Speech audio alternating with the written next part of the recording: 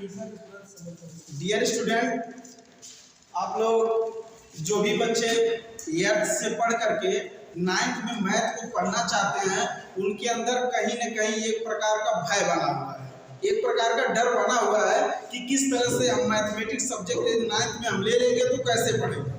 देखिए, मैथमेटिक्स से डरने की चीज़ नहीं है, कोई बहुत बड़ी चीज़ नहीं होती है, प्रैक्टिस पे आधारित होती है। आपको आता है या नहीं आता है इससे कोई मतलब नहीं है, आप प्रैक्टिस कितना करते हैं ये बहुत मायने रखता है।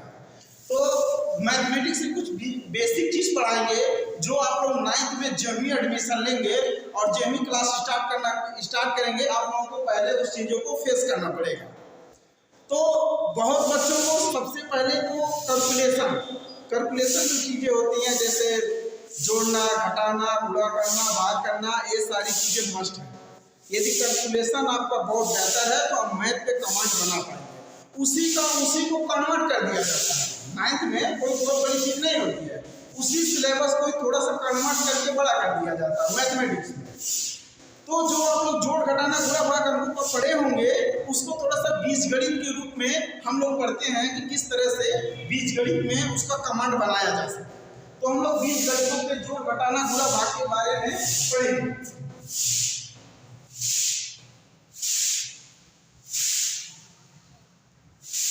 बीजगणित जब आप लोग 9th में बीजगणित पढ़ने जाएंगे तो उसका बेसिक चीज में आपको पहला हमने बताने जा रहा हूं कि चर संख्याएं।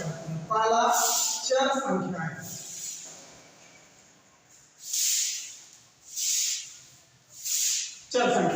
चर संख्याएं क्या होती हैं?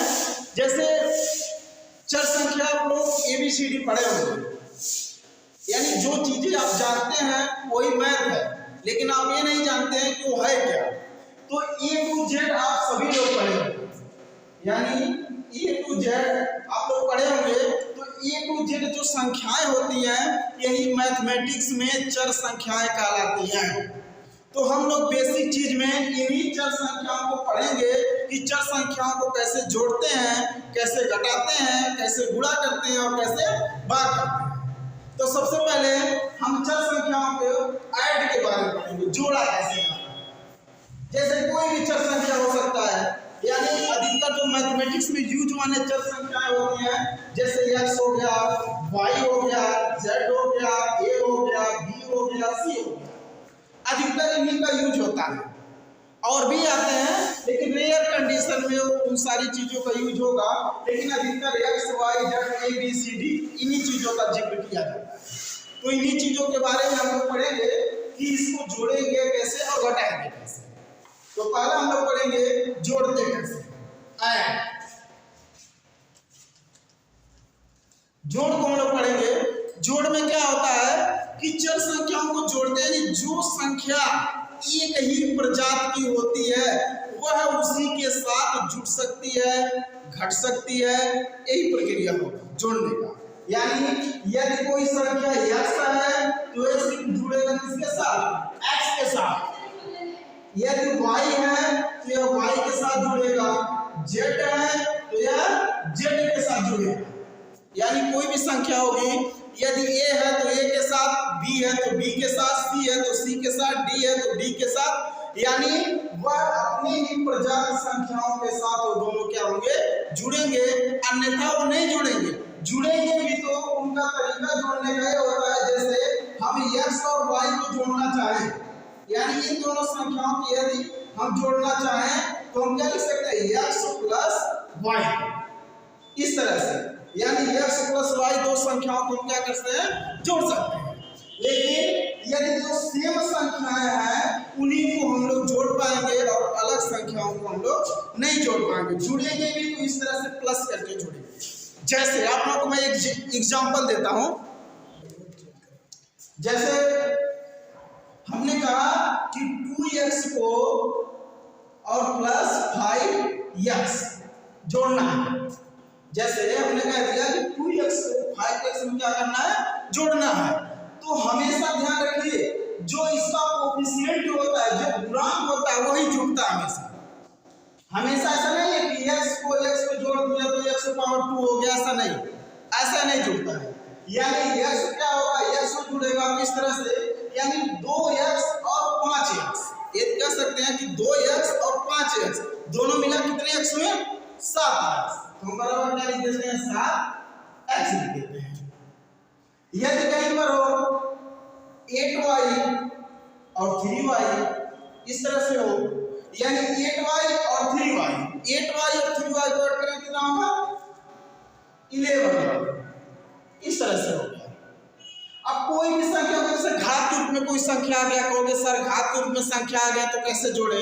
तो यदि घात वाली संख्या होगी तो वह जो चर संख्या है उस पे जितना पावर है उतने पावर वाली संख्याएं उसी से जुड़ेंगी। जैसे x स्क्वायर है तो हम क्या करेंगे? इसको सिर्फ x स्क्वायर में ही जोड़ पाएंगे, यानी 1x स्क्वायर बराबर 2x स्क्वायर। ऐसा नहीं कि कहीं पे x स्क्वायर हो और इसको हम जोड़ने जाएं 2y स्क्वायर से तो यह जुड़ के 3y हो जाएगा, ऐसा नहीं होगा। यह x square plus 2y square बराबर भी ये क्या होगा? x square plus 2y square ही होगा। ऐसा नहीं कि हम इन दोनों को जोड़ देंगे या इनके पावर को जोड़ देंगे, इनके घातों को जोड़ देंगे, नहीं, घातों को नहीं जोड़ना। हमेशा जोड़ने और घटाने की प्रक्रिया में इसके बगल में जो कोएफिशिएंट गुणांक होता है हमेशा वो गुणांक जुड़ते और घटते हैं।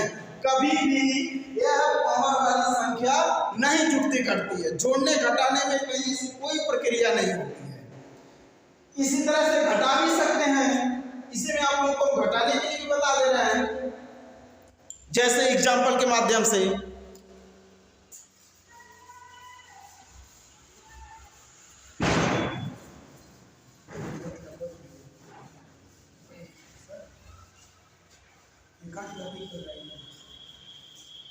टॉपिक बस छोड़ कल डालिए। चलिए इसी में घटाना भी बता देते हैं, जैसे 2x square minus x square, 2x square minus x square, 2x square में से 1x स्क्वायर माइनस करेंगे तो क्या होगा? x स्क्वायर होगा। ऐसे घट जाएगा। सेम होना चाहिए। यह जो भी चर संख्याएं हैं, चर संख्याएं हमारी सेम होनी चाहिए। यदि इस पे पावर है तो हमेशा पावर वाले से घटेगा। कभी भी ऐसा नहीं होगा कि 2x स्क्वायर माइनस x इससे घट जाएगा, नहीं, इस पे पावर है और इस पे पावर नहीं है। इस पे पावर 1 है, इस पे 2 है, तो कभी भी ये नहीं घटेगा। यदि कोई कहता नहीं भाई इसको घटाओ तो घटाने क्या करना? तो फिर इसको लिखो same to same x, 2x square minus x, बस हो गया। और भी बहुत सारे, जैसे 9y स्क्वायर प्लस 8y बराबर क्या होगा? 9y प्लस 8y, यही हो जाएगा। क्यों ये जुटेगा नहीं? क्योंकि ये पावर वाले नंबर हैं और इसमें 1 पावर है और इसमें 2 पावर है। हमेशा हमने स्टार्टिंग में आप लोगों को बताया है कि जो सजातीय होंगे वही आपस में जुटेंगे और घटेंगे। क्यूब भी आ सकता है, कभी इसमें क्यूब आ गया, इसमें स्क्वायर है तो भी नहीं जुटेगा। या इससे होना चाहिए y है सिर्फ y के साथ, y स्क्वायर है तो y स्क्वायर के साथ, y क्यूब है तो y क्यूब के साथ, x स्क्वायर है तो x स्क्वायर के साथ, a स्क्वायर है तो a स्क्वायर के साथ। कभी भी ऐसा नहीं होगा कि a स्क्वायर a की पावर 4 के साथ जुट जाएगा, ऐसा नहीं होगा। वो कभी भी जुटेगा या घटेगा तो a स्क्वायर के साथ, या b स्क्वायर है तो b स्क्वायर के साथ, x स्क्वायर है तो x स्क्वायर के साथ। ठीक है, तो आज हमने आप लोगों को जोड़ने और घटाने की प्रक्रिया के बारे में बता दिया है। आप लोग इसको यदि नहीं समझ में आता है तो वीडियो को बार बार रिपीट करके और देखिए इसको कि किस तरह से इसमें बताया गया है। धन्यवाद। चैनल को आप लोग लाइक और सब्सक्राइब करिए। धन्यवाद।